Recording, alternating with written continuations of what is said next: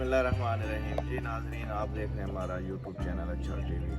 آج نئی ویڈیو لے کے حاضر ہوئے ہیں۔ آج ہم آپ کو دکھا رہے ہیں کہ زعفران کی کاشت کس طرح سے کی جاتی ہے، اور یہ ہم آپ کو دکھا رہے ہیں ملتان میں جو لوگ زعفران کاشت کر رہے ہیں اور یہ کامیاب تجربہ کر رہے ہیں۔ ملتان ایک گرم علاقہ ہے، تو یہ ایک ٹھنڈے علاقے میں کاشت کیا جاتا ہے، اسلام آباد میں یا سوات والی سائڈ میں۔ تو آپ ملتان میں ہم آپ کو وزٹ کراتے ہیں، دیکھنا ہے آپ کو زعفران